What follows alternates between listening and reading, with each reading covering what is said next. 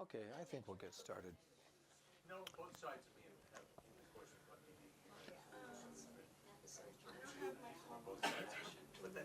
What? Well, why don't you go out and write one, and I'm going to wait. No, it's all right. I don't need a formal introduction. I don't need a formal introduction, I think. A lot of you know me. I know a lot of you. Some of you I don't. I'm glad to see unfamiliar faces as well as familiar ones. For those of you who don't know me, my name is Andy Moore. I worked here at the library for many, many years. Many happy years. What? Somebody online. The host? Aren't you the host, Courtney? Yes. Unmute. Oh. Unmute. You know, I was the head of tech at the library. And that didn't work then. Unmute. Is there a box? Oh, okay, good. Oh, yeah. Okay. Got it? Well, thank God I don't have to do that anymore. It's all so complicated. All right. So we're here tonight to talk about, I'm here to talk about, you're here to listen. But you can ask questions. And by the way, you know, it occurred to me, break in any time. Because you come to the end of the talk and the speaker says, now it's time for questions, and everybody sits there thinking, I should ask something, and there's this awkward silence. So I had a question 15 minutes ago, but I don't know what it was. So if you have that question, feel free to break in. I might say, I'm going to cover that in a minute, so be prepared for that. And plus that'll spread things out. Anyway, we're talking tonight about Django Reinhardt, D-J-A-N-G-O, the D is silent. And the reason is because he was a great musician, extremely influential. He was a great jazz musician. He was the first important European jazz musician. You know, Europe in those first years of jazz where they were playing catch up. Want me to wait? I'll wait. I'll wait. Hi, Mel. That's okay. Hi, Louise. He's down. Okay. All right. He was the first influential jazz musician. You know, Europeans were trying to catch up for those first couple of decades, and Django brought them along all at once. I mean, there was before him and there's after him. And, I mean, certainly they were listening to American music, but they didn't quite get it until he came along. Where did he play? Where did he play? What did he play? What did he play? Yeah. He played the guitar. I'm about to cover that, actually. Trick question.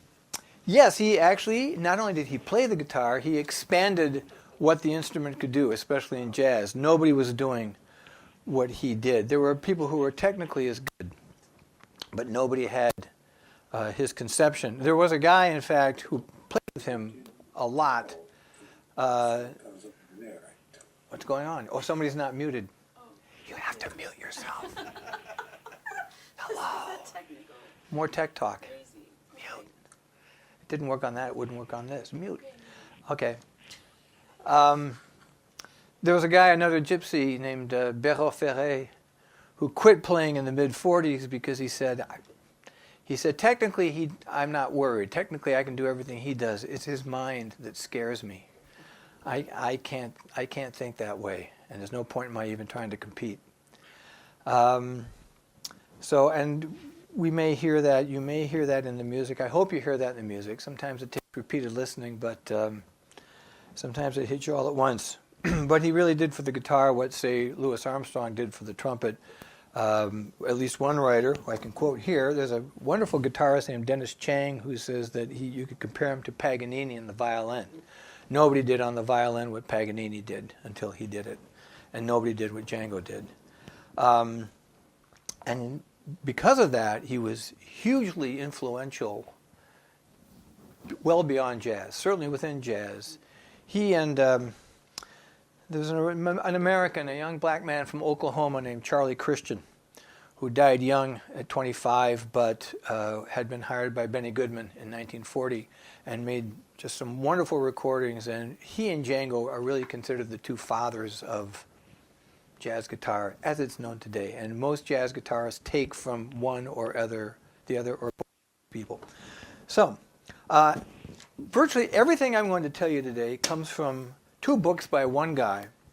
Michael Dregney wrote the first full-length English biography of Django. It's a wonderful book. He did just massive amounts of research. It's incredible what he dug up in here. And then he wrote a companion book called Django Reinhardt and the Illustrated History of Gypsy Jazz. So it's got all these great things in it.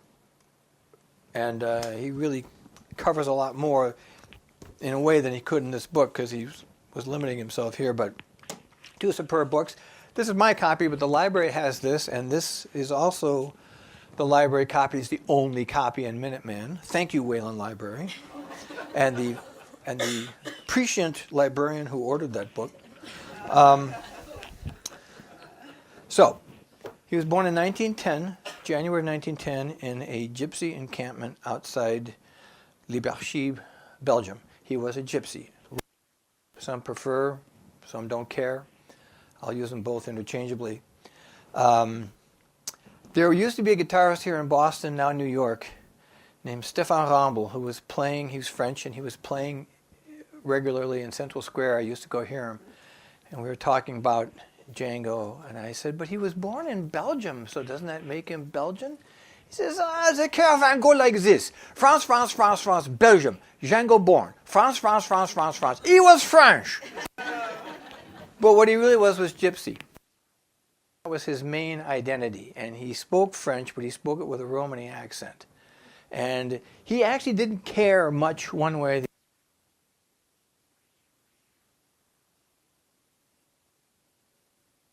other. I'll speak up. Oh.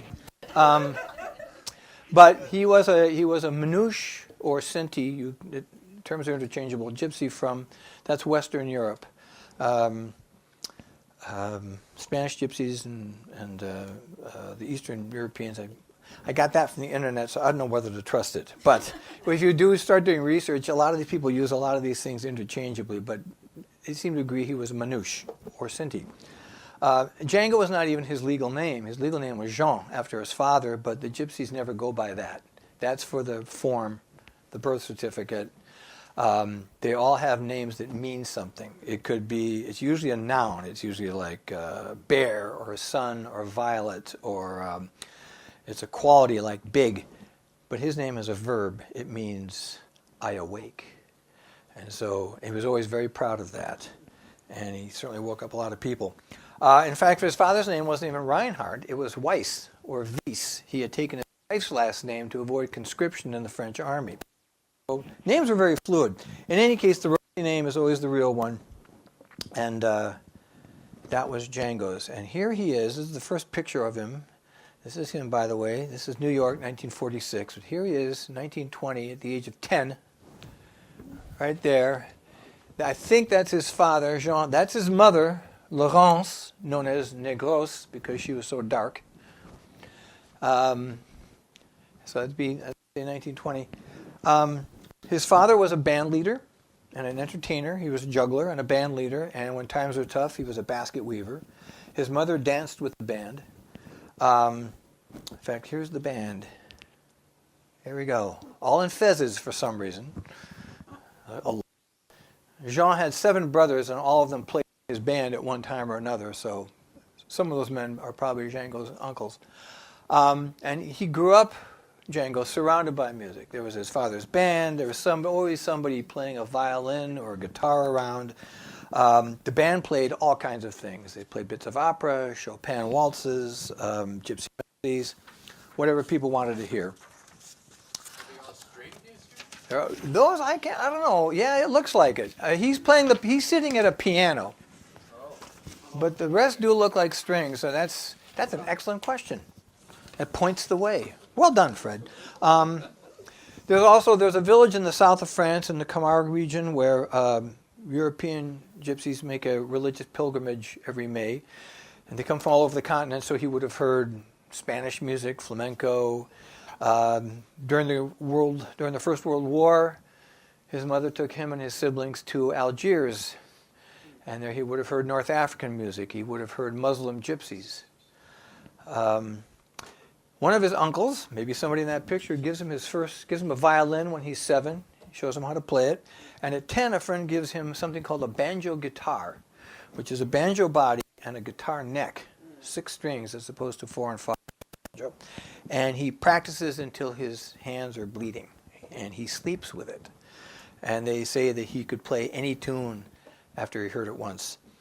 By the time he's 12, he and his younger brother Joseph are busking on the streets of Paris, both playing banjos. Joseph accompanied him for years and years.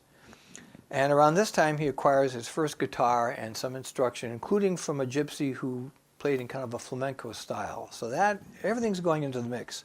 And what he was hearing in Paris at the time was a music called musette. Now, a musette was originally a bagpipe. And that's the king of the musette, Antoine Bouscatel. There was a neighborhood in Paris filled with people from the Auvergne, and they came along, people like Bouscatel, who was a goat herd, and he brought their musettes with them, and they established all these little clubs and night places. Eventually, the musettes, the horn, was joined and then by accordion players, mostly from Italy, and they squeezed them out, pun intended, and the music sort of evolved and sort of picked up all kinds of things. So by the Django here hits the streets, it's all accordions, it's some violins. The music is now called musette, and it's kind of a catch-all term for catch-all music. It's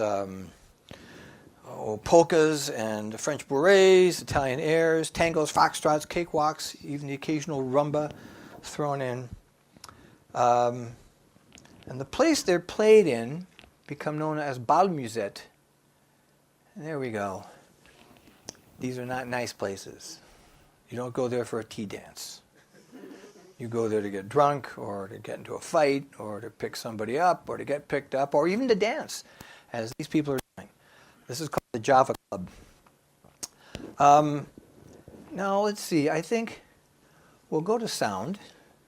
We'll hear just a little bit of kind of typical musette. Where did I find that, Courtney? In the Escape Again. He escapes again.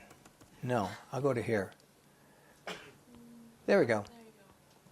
And go to there. And here, oh, for crying out loud. All right, I'll do this. Clever, huh? Let's hear a little of Émile Vacher. You know, they say that Bill Monroe invented bluegrass. It's unusual for one man to be credited with inventing a genre. And I don't know how you can credit somebody with inventing musette, because it was, as I say, all kinds of things. But I think he gave it kind of a uniform sound, all those different tunes. And very French, as you'll hear.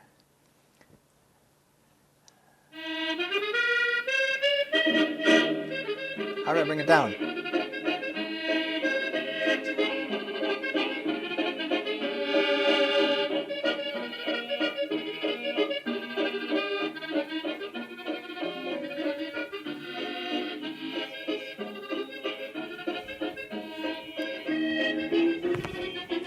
A lot of things in 3/4 time. A lot of waltzes, a lot of bourrées.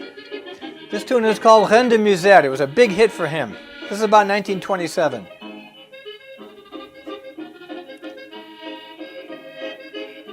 We'll give him one more chorus. Oh, I guess we won't. Okay. Merci, Émile. And we'll go back to... Where am I going back to, Courtney? Orange tab. The little folder that keeps running away from me. Oh, ding. Thank you. GP Moore, General Practitioner Moore. Okay. Slideshow. All right, that was Vacher. So, Django hits the streets at about the age of 12. He and Joseph going around busking in front of the cafes and outside the bal musette. And he isn't doing that for very long before he gets hired by an Italian accordionist named Vitesse Guarino, after getting permission from his mother, who figures it's better to know where he is every day instead of having to chase him down on the streets of Paris. He never goes to school. He goes a little bit. He tries a day here, a day's there. It doesn't take. And he's functionally, basically illiterate all his life. Later in life, Stefan Grappelli teaches him letters, teaches him how to sign his name, because he says, you know, these contracts we're getting, this is nice gigs, and an X doesn't look good. You need to write your name. So he writes his name. And of 2 letters that he ever wrote, possibly, the only ones that exist are written in phonetic French. So, and he couldn't read music either. He couldn't read or write it. Were they homeless? No, they had their caravan. They had their roulotte, their wagon. And so, and at that time there was an area on the outskirts of Paris called La Zone, in which all the gypsies parked their wagons. And it was kind of a slum, but there was a lot happening there, and he would come and go from there. After he got married, I'll get to that in a second, they parked it at the Porte de Clignancourt, which is still today in Paris known for its flea markets and its antique markets. See a picture of that in a minute. So Guarino hires him, and he goes to work in the Musette. So here he is in about 1923 or 24. That's Guarino. And there he is at the age of 12 or 13 in a suit that Guarino. He can't afford a case, so he shows up for the job with his banjo wrapped in a newspaper, which is appropriate since the French nickname for a banjo is jambon, which is ham bone. And then around 1926, he hears jazz live for the first time. He probably heard recordings, but there was a band in Paris. I don't have a picture, but here we go to a link. Billy Arnold and his Novelty Jazz Orchestra. And Billy Arnold was an American who had been... This isn't what I want, is it? No. Damn it. Thank you. Go to the second tab. This one? No, the tab next to this one. Oh, the tab. Tabs. Tab. Tabs. All right. That's not what I want. I want this. Yeah. Okay. So, Billy Arnold came to London, was there for a few years, and then brought his band to Paris and was tearing it up. And here they are.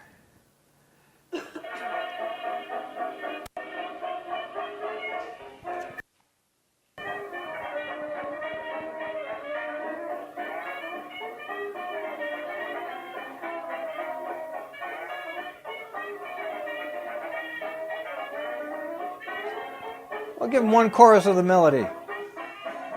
Running Wild.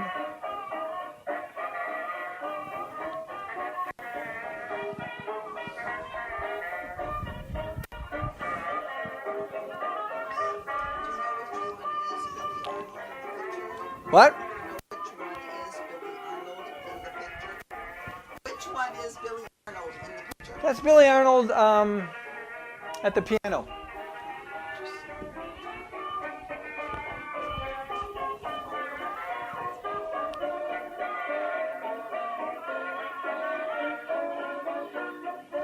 There we go. He came back to America during the war and opened a club in New Jersey, I think. So, which one, Sarah?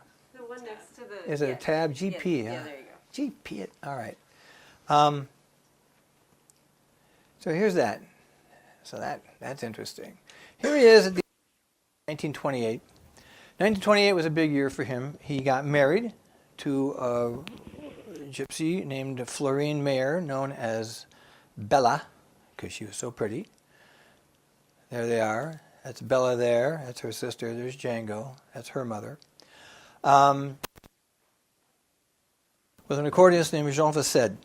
Now, we're going to hear just a couple minutes of each one. The sound quality is not great, but you can hear the banjo. It's mainly clank, clank, clank, but you can hear him doing things on the neck too. And so I'll advance it to let's see. This one's at 1:30, so it's pretty rackety to hear the whole thing. And you got the stupid ads. Come on, go ahead, get it over with. You paused it. Did I? Oh. Granger has the Safety Pros 2 call. Shop. There we go. Another waltz. Let's move up a little bit. Okay. There we go.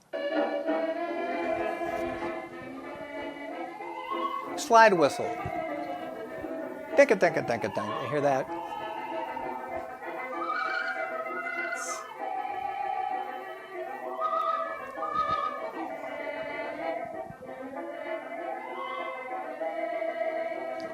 Daka, dika, daka, daka, dika, dika.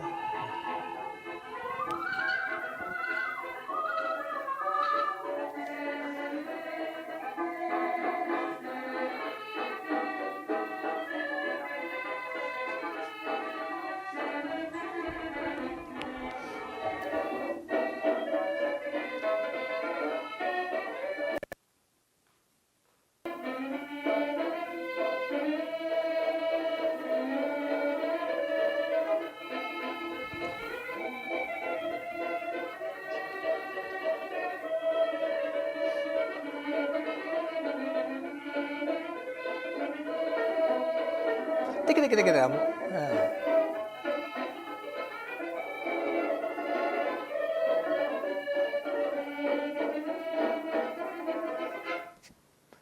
There we go, and then we'll do one more, just a little bit. This one here. There we go.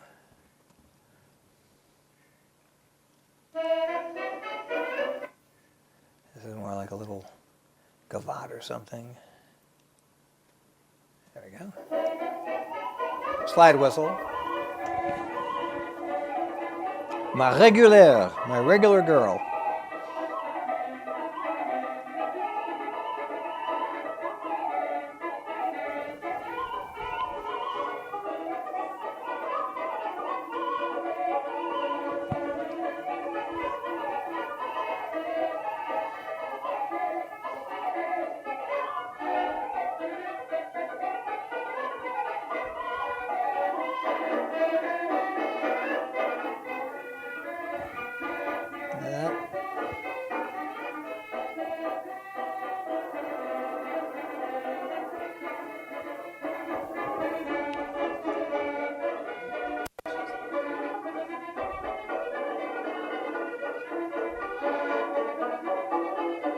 Bum, bum, bum, bum.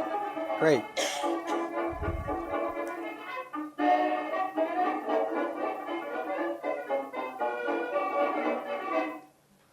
You hear him playing a bass line back there. Very strong. They don't need a drummer in that band. So 1928 was a crucial year for Django in another way. He came home from a gig, and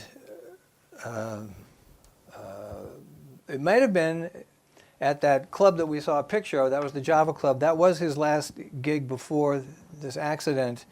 It may not have been that night. He may have been playing someplace, another different kind of place. But that was the last bal musette he played in. He comes home. He comes into the wagon. Bella tries to light a candle. The candle falls over and ignites some celluloid flowers that she had made for a funeral. And in seconds, the whole wagon is in flames. He manages to get her out of there. She gets out of there. Her hair is burned to the scalp. And by the time he's rescued or hauls himself out, he is very, very badly burned. His left hand is charred. He's burned so badly along his right side that they get him to a hospital. The doctor wants to amputate his leg, and he refuses to let him do that. He's convalescing for 18 months under the care of his mother at first, and wasn't doing it, so he went to another hospital, and where they saved the leg, and he recovered. But this hand, especially the ligaments in the hand, had contracted, and these fingers were bent in so that he could barely move them. He could get the bottom string, a little bit of the second string too, on the neck of the guitar, but everything now had to be done with these two fingers and some of the thumb. So he had to completely relearn the guitar. He's 18 years old. And so, a whole new way of chording. I'll read you actually a little excerpt from Dreading. I'll get a little technical here. I'm not a guitarist. I don't know who is, but if you might be. says, instead of playing scales and arpeggios horizontally across the fretboard, as was the norm, he searched out fingerings that ran vertically up and down the frets, as they were easier to play with just two fingers. He created new chord forms utilizing a minimum of notes, often just triads with his two good fingers on the bass strings. He pushed his paralyzed fingers to grip the guitar as well, his smallest digit on the high E, his ring finger on the B, and sometimes borrowing his index finger to fashion chords of 4 to 5 notes. He then slid his hand up and down the fretboard, employing these chord forms to craft a fluent vocabulary. So that's one of the things he was doing for those. That's all he was doing for 18 months. Also, Joseph, his brother, showed up one day with a steel-stringed guitar, which is naturally louder, and so he doesn't have to use so much force as he did with the nylon or gut string folk-type guitars that he'd been playing. So he could be louder with less attack. So, and while he's convalescing, his wife leaves him. Not sure why. Maybe she thought his bad luck would continue, and she skedaddles, pregnant at the time. Eventually has a son who is adopted by her second husband. And he takes up with his old girlfriend, a woman named Sophie Ziegler, known as Nagin. And they're together until his death many years later. In 1930, he goes back to playing. He's kind of done with the bal musette. He's playing on the streets again. But then he gets a job with a hotel orchestra in the south of France, Toulon. And there he hears his first Louis Armstrong record. And if you read memoirs, I read a number of memoirs of musicians of this generation, and in every one of them there comes that moment where, and then I heard my first Armstrong record and it changed everything. And so it did for Django. He was hanging out with a music lover named Emile Savisti, and Emile had a great jazz collection, and he put on a recording called The Indian Cradle Song. It's just pop crap, but at that time Armstrong was taking crap and making it into, glorious. Everything he did was fabulous at this time. And Django, first he jumped to his feet in astonishment, and then he collapsed and he held his head in his hands and he started to weep. And he started to say, Achmun, Achmun, which is a gypsy expression meaning my brother. So, and this we're going to hear that. I don't expect you to react the same way. But it's worth, it's a significant moment. So let's see. We'll go to, we'll hear the vocal and Indian kitsch, huh? We'll go to the vocal and the solo.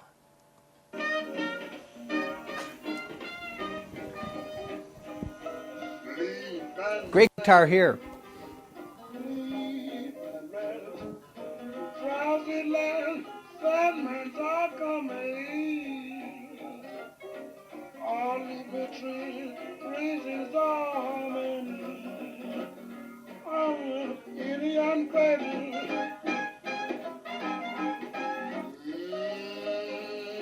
Swing low, night wind blow.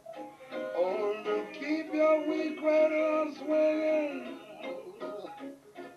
And while you sleep, I will be singing. Whoa, singing in the cradle.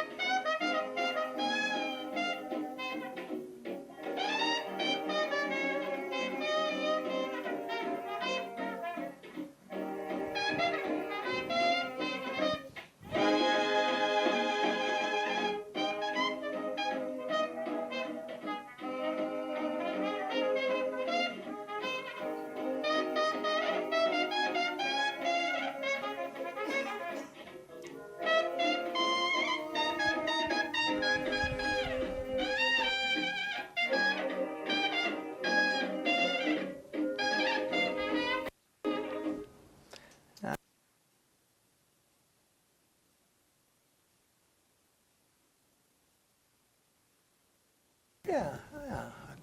Indian cradle rock your little papoose, as they would have said then. So that's a rocking song. Yes. Different kind of rock to it, yeah. That is kind of a tongue-in-cheek. Yeah. I'm sure the original recording, the original version was very... So now that changes everything. Now he just wants to play jazz. None of these waltzes and this musette crap. I mean, he still played gigs and did that, and it did inform his playing later on. But in 1932, he is playing a tea dance, in fact, at the Hotel Claridge in Paris, a very nice place. And there's another musician in the band, a violinist named Stefan Grappelli. And one day Grappelli he broke a string, he's replaced the string, he's tuning it up, and he plays a little jazz lick. They're backstage. And Django hears him and starts playing with him. And a couple other guys join him, and suddenly they've got a little band of their own. And they get taken... Actually, I should say something about Grappelli. Grappelli, he was like Django. He grew up poor. His mother died when he was very, very small. His father was a scholar of the Italian Renaissance, completely unaffiliated, and he had no money.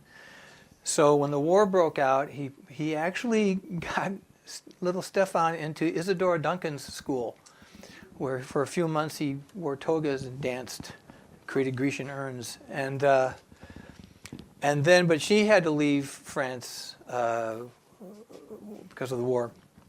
And so his father got drafted into the Italian army. He put Stefan into a series of orphanages until he was 10. And then when he finally got out, so they weren't close, but he did pawn a suit to buy Stefan a 3/4 size violin. And he got him some lessons. And then after a while, after he learned a bit on the street, in fact, he learned a lot on the street, his father got him into the Paris Conservatory, where he stayed for 3 years. And when he got out at 15, he was on his own. And he started gigging. He also played piano so he could accompany silent movies. Excellent piano player. So they find each other. And then they are found in turn by a group called the Hot Club of France, which was a group of jazz fans who would get together and listen to records.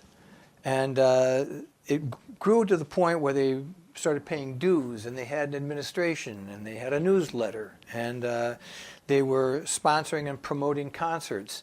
And they took up this band, which now had 5 people in it, as the head of the Hot Club was a guy named Charles Delaunay, and he really became Django's big advocate. And the group became known as the Quintet of the Hot Club of France.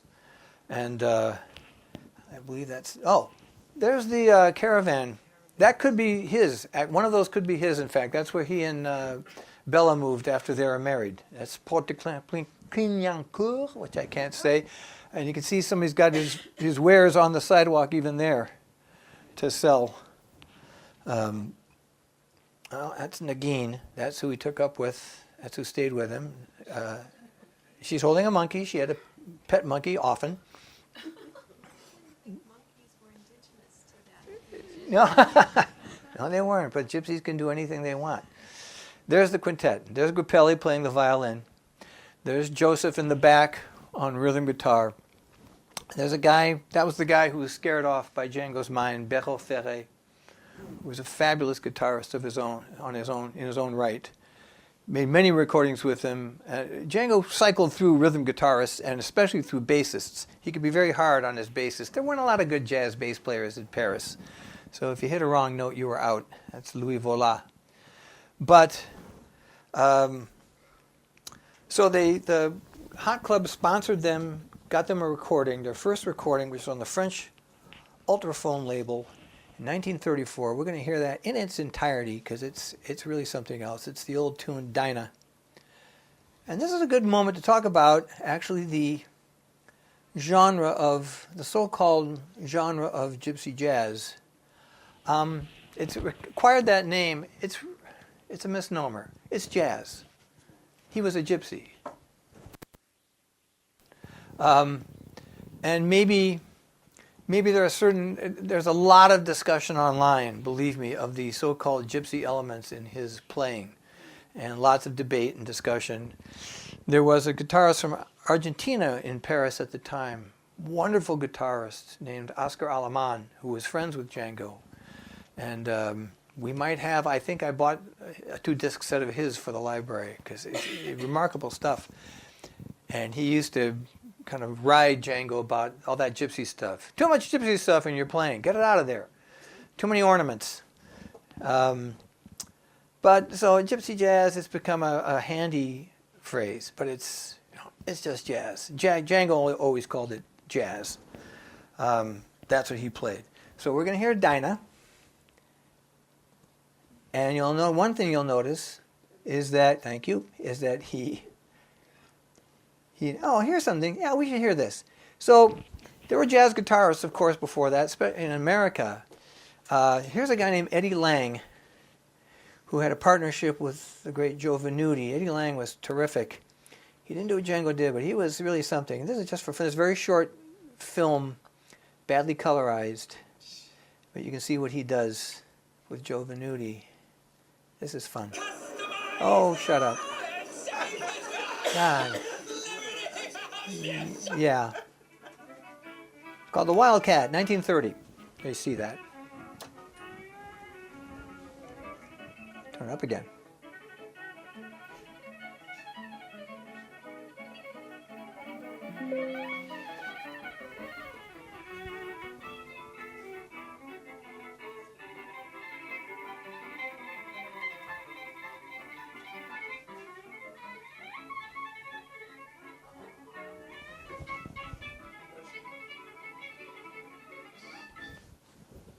Take their little bow. Yeah, Mel. Question. Georgia Brown. What?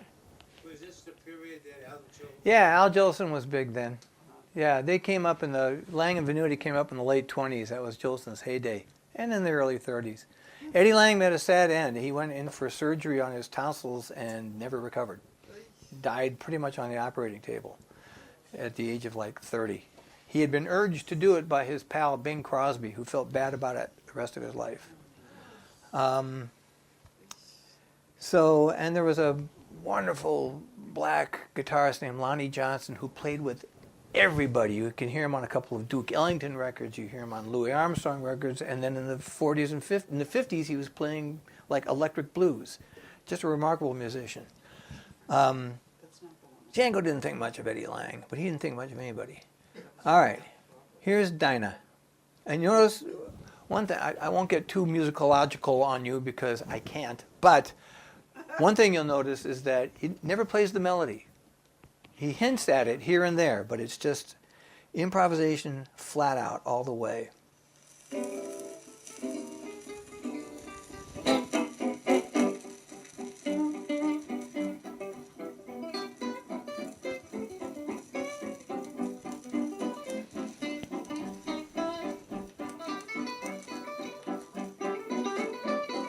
There it is.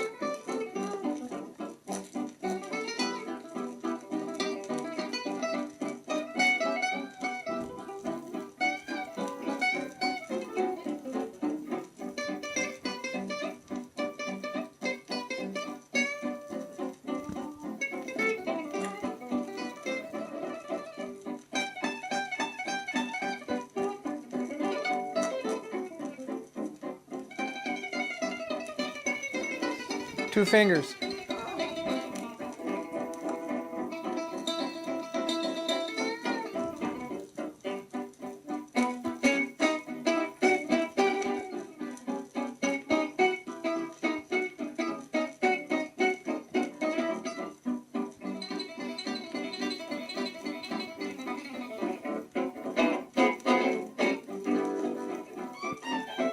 There's Grappelli.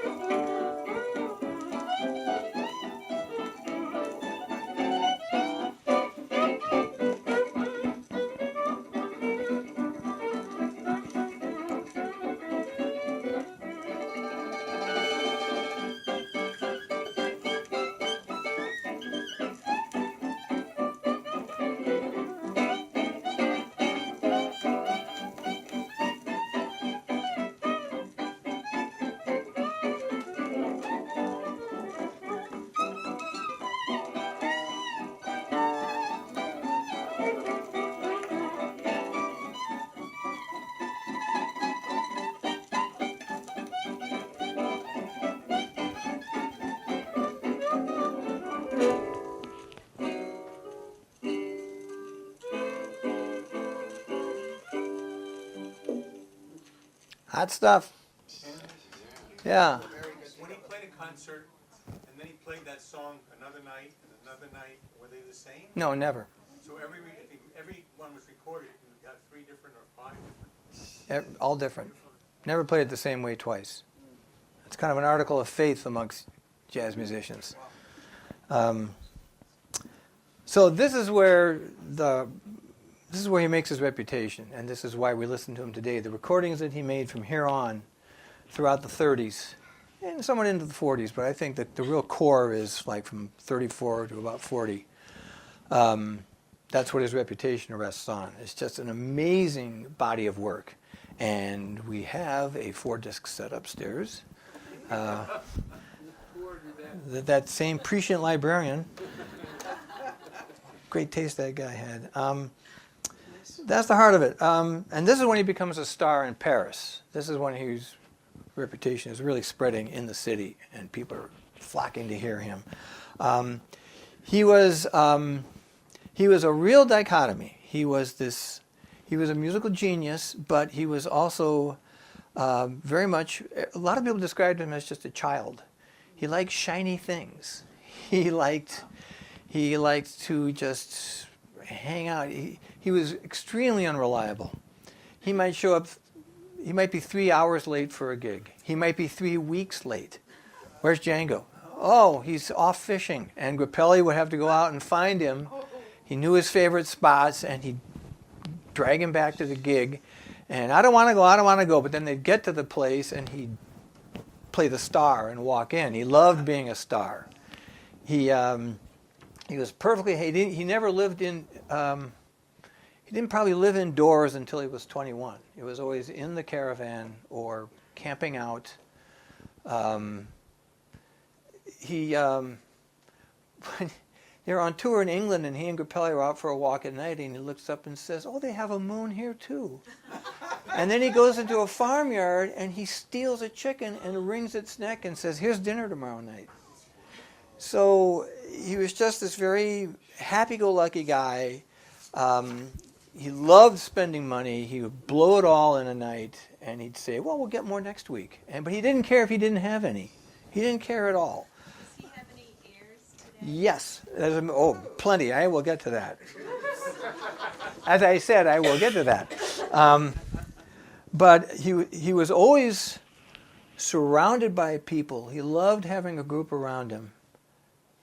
Let's just do that. Now, there's a drawing of him by Jean Cocteau. There's a different order. I'll come back to this. Where's that group? There it is. Yeah.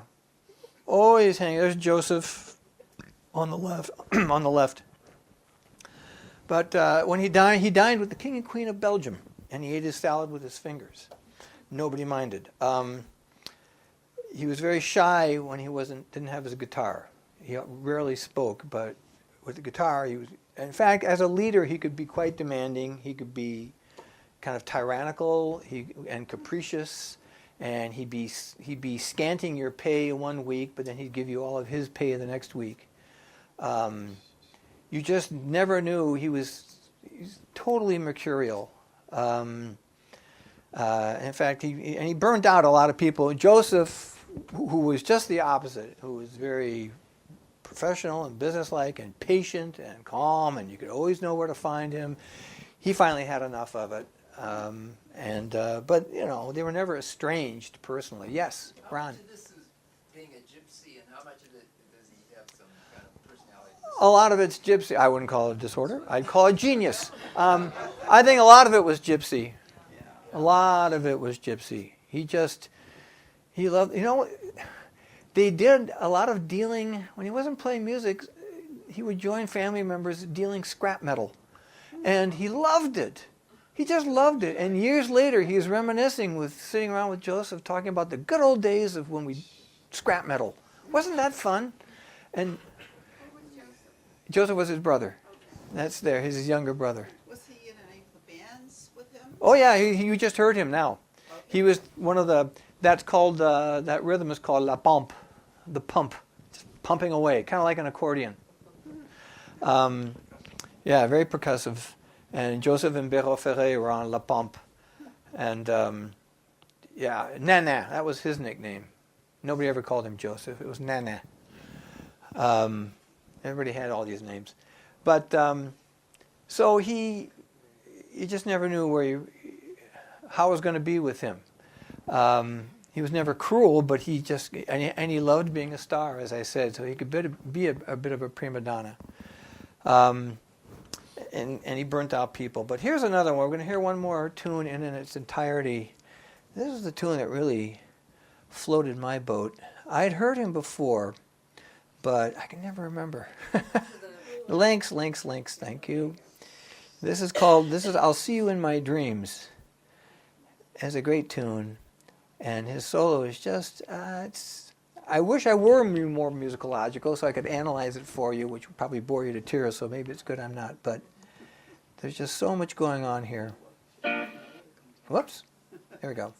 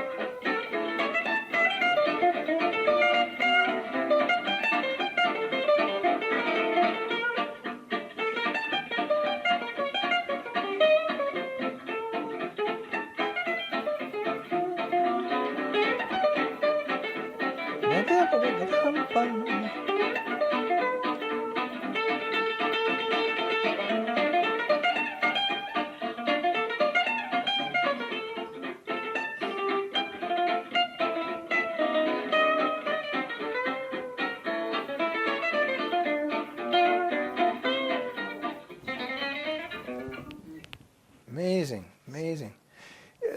There was a jazz critic for the New Yorker for many years named Whitney Balliet, wonderful writer, who famously defined jazz as the sound of surprise. And I think you hear that a lot in that solo. You hear it in everything he plays. It's always unexpected. He builds on little ideas, then he goes like this, then he comes back to that little idea, but he goes like that. Just incredible. So now we're going to see something really cool. There's only one example of him on film. There are two, actually. There was a film in about 1950 in which he's playing, but the sound is dubbed, and it's a completely different recording. So it's kind of fun to see him. But this is a film. We're going to see a little film that the band made before their, I think it was their first English tour. The impresario was a guy named Lou Grade, who later went on to become a big British movie producer. And he and everybody was worried that the British public would not understand jazz played with strings. Jazz is horns. You can't play jazz on a violin. What is this? And so they made this short film to show in the venues before the band got there so people could get an idea of it. And it's a lovely movie. We're going to see the whole thing. It's about 8 minutes. and it's remarkable.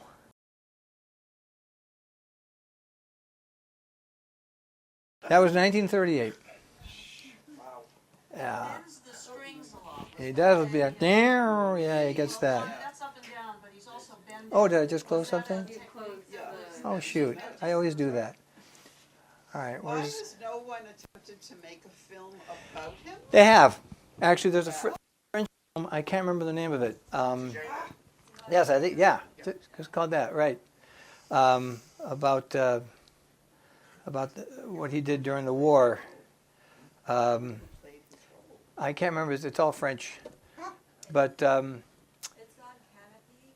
is it? Yeah. Thank you. We just watched it the other night. Oh, Subtitled. there we go. Really good. And there's also, that's fine. I think we're there. I get this one too. Oh, okay. And close the rest. Okay. And also the movie, remember there was a Woody Allen movie called Sweet and Low Down, in which Sean Penn played a guitarist. And he was always saying, I am the greatest guitarist in the world, except for this one guy in France. And it really bothered him. Yeah, the music in that movie is great. I don't know about the movie itself, but it's a wonderful movie. Yeah, sweet movie. Sweet and Low Down. So while they're on another tour in England, the war breaks out. Django goes back to France. Grappelli stays in London. He loves London.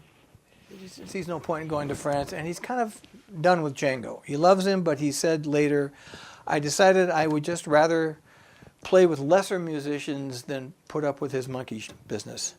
But they did record a few times later on. They got together now and then, but the quintet in that form was done.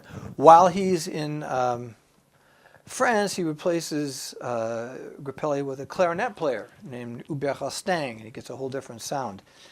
Django had a surprisingly good war. Surprising because gypsies were being, shipped off and murdered by the Nazis. 80,000 French gypsies were killed by the Nazis, sent to the camps. But he had fans among the German command.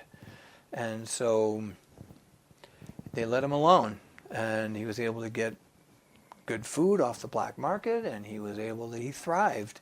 And in fact, in 1940, he had a huge hit, national hit, a tune called Nuage.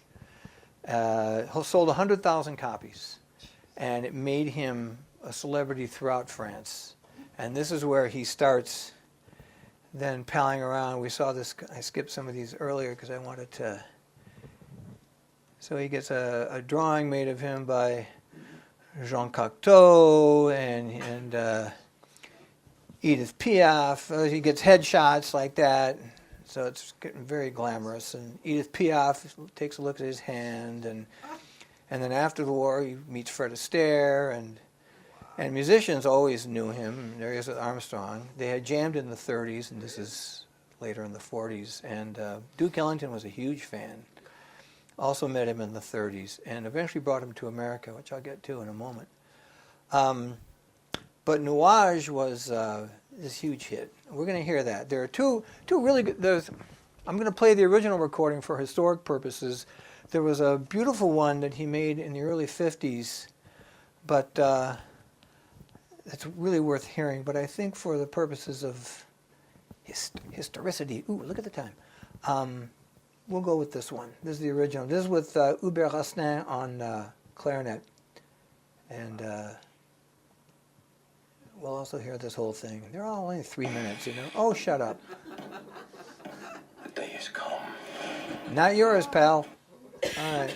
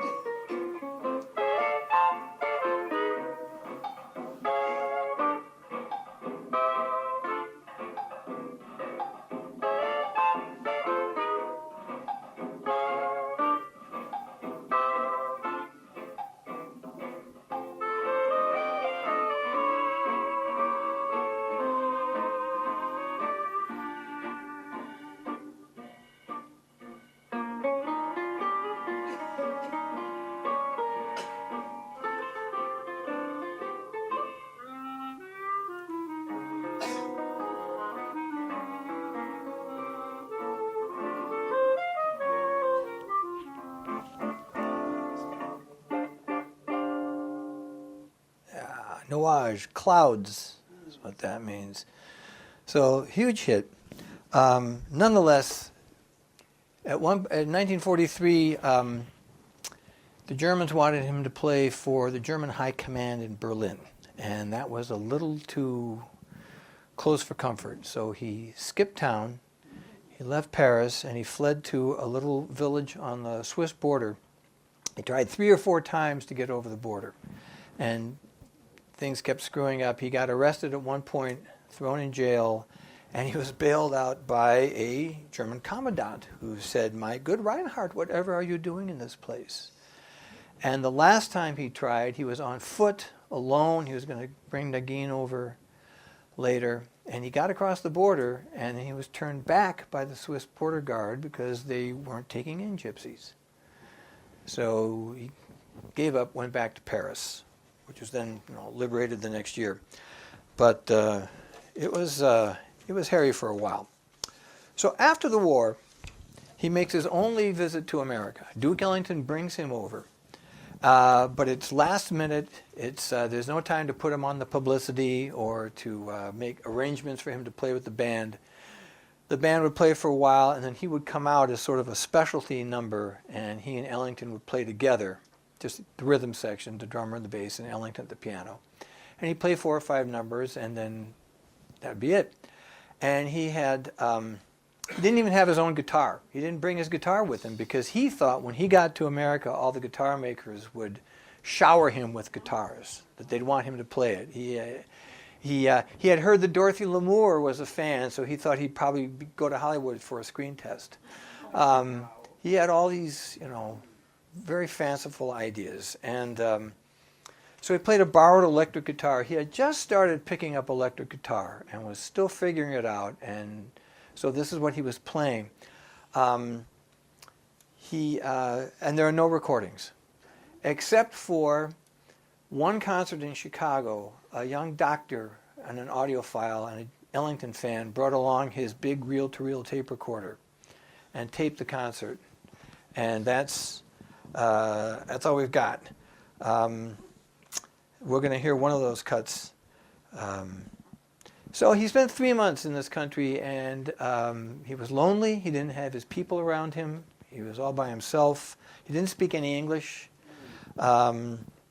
And he didn't make the inroads that he'd hoped for. He was known to musicians. All the musicians knew him, but he didn't. He never broke through to the public. So he considered the tour a failure, even though the audiences loved him wherever he played. This tune. So, and then one time, so the band played, I think, 2 nights at Carnegie Hall, and the second night he didn't show up because he had bumped into a French prize fighter named Marcel Cerdan, and they were sitting in a club reminiscing about the old days, and suddenly he looks up and says, "Oh, I think I need to be somewhere."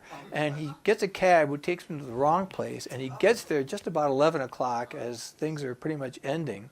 And Duke Ellington was always unflappable. So, we have a special guest with us tonight. And so he played, he did his numbers, but, you can't carry on like that, dude. This is a tune called Ride, Red, Ride. It was a specialty for a trumpet player named Red Allen, and it's just the changes to Tiger Rag. Wow. There it is.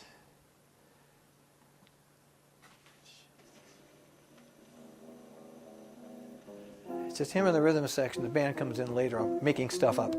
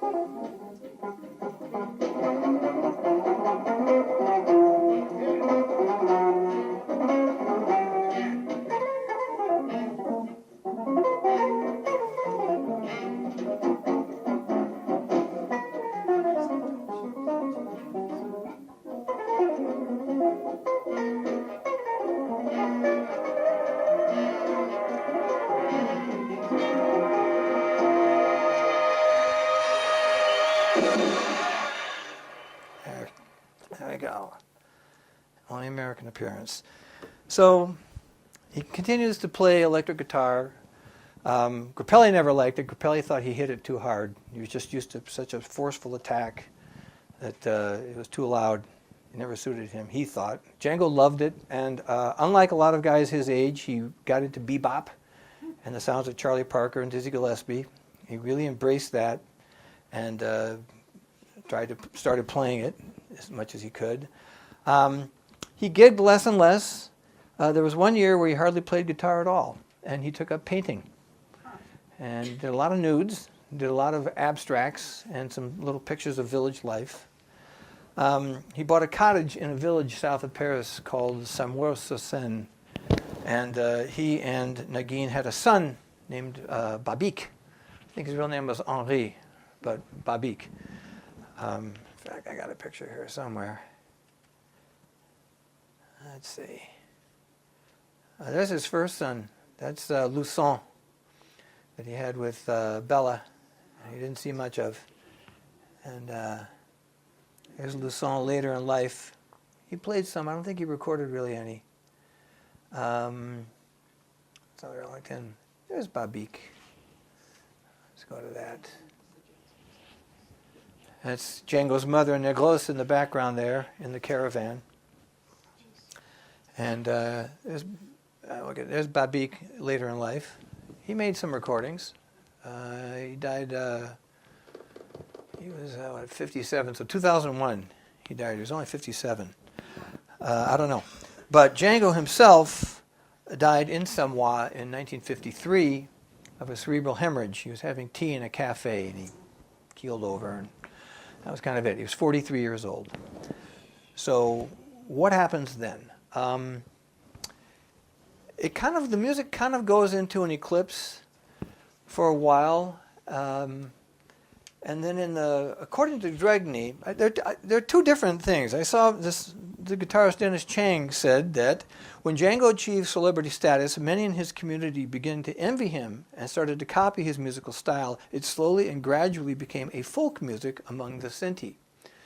Whereas Michael Dregny says nobody was playing it in the 50s and 60s, and then with the advent of cassette tapes in the 70s, which were portable and easily transferred around, then the Gypsies started picking up on it again, and from there it spread to the world of the Gadjo. That's you and me, Gadgo, Gadjo. And now, well, somebody asked about his influence. You asked about his heirs, musical heirs. Chet Atkins, the country and western great country guitarist, was at that Chicago concert, 22 years old, and he managed to get himself backstage and get an autograph. And Willie Nelson, of all people, counts Django as one of his prime influences. And in the rock world, there are all these people like Peter Frampton and Jerry Garcia and George Harrison. And the lead guitarist, I never remember his name, from Black Sabbath, apparently he lost the tips of his fingers in an industrial accident and was going to quit. And his sister, I think, gave him a Django record. He'd never heard of him before. He was about 18. And he said, he can do it, I can do it. And that brought him back. Jeff Beck said, I read somewhere, he said, that film we watched, he said, I have watched that film a dozen times. I've even slowed it down, and I still can't see what he's doing. I still can't figure it out. So the classical guitarist Julian Bream. So just, if you play guitar, you're going to have to listen to him. So, and now, since the late 90s, there's been a big renaissance in that sound and that style, and it's all over the world. It's certainly around here. There's a wonderful violinist named Jason Anick, who has a group called the Rhythm Future Quartet. There's my musical colleague, Jack Soreff, who plays with everybody, and is one of the organizers of a week-long workshop out in Northampton called Django in June. There's a festival every year in Samoa. Actually, they moved it to Fontainebleau because it got so big, Festival Django Reinhardt.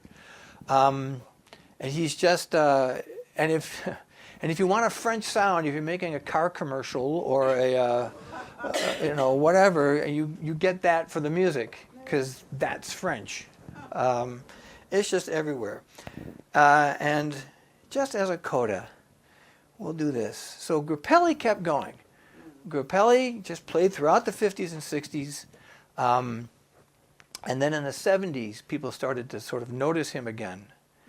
And I saw him when I was a freshman at Brandeis. My friend Steve said, we got to go hear this guy. I had a record, but I didn't really know him. He was playing up at Sandy's Jazz Revival in Beverly with the Disley Trio from England. And we went up there, and we were just knocked out. And we talked to him. He said, you come back next week. We have a little drink. Okay. So we came back the next week, and I brought my record. I've got the autograph. I still have it. And on the break, so we went to do that, and we were listening at the dressing room door, and we heard music. And somebody came out and said, oh, yeah, you can go in. And they were jamming between sets. They weren't taking a break. They just wanted to play. And it was just something. And so Grappelli kept going and going and going. And here he is. This here is he died at the age of 88 in 1996, just shy of his 89th birthday. This is from 3 years earlier. He's 85 years old. And at a concert somewhere. And this is the same group I saw him with 3 years after that. I saw him about 6 months before he died at Jordan Hall at NEC. And he comes out, they push him out in a wheelchair. And you could feel the dismay in the audience. You could feel, just, oh my God. Because he's got nowhere to hide. It's just a bass player and a guitar player with him. And he's sitting there, and he puts his violin under his chin, and he goes, and the audience goes, you could hear everybody in the crowd, and he just played his ass off for an hour and a half. Didn't take a break, just talked once. And now a beautiful tune by the great George Gershwin. And then he put a Gershwin tune. And he was incredible. So here he is. This is only 3 years earlier. And he's with the same two guys, Bucky Pizzarelli on guitar, John Burr on bass. We'll get this big.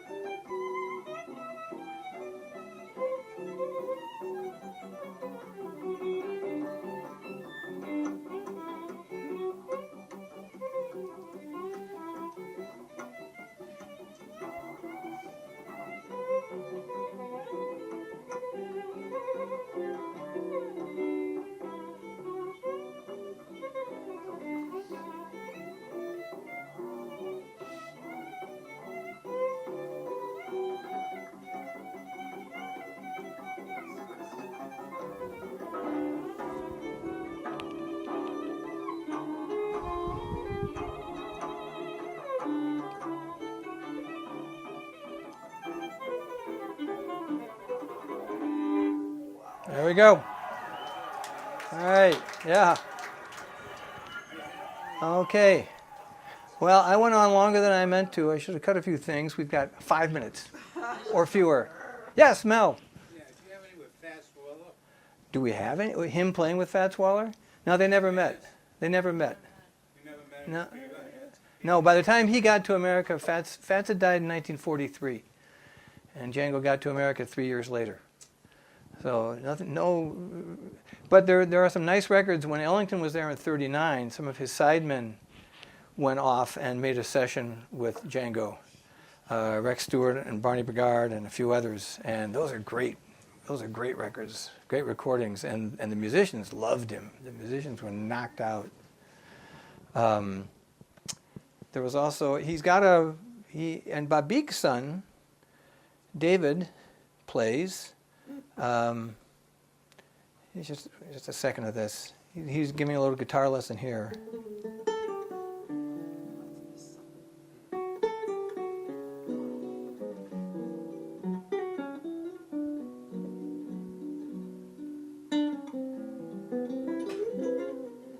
So there you go, David. But there, what? I can see that you can still see the failure of the envelope. Yeah, you can.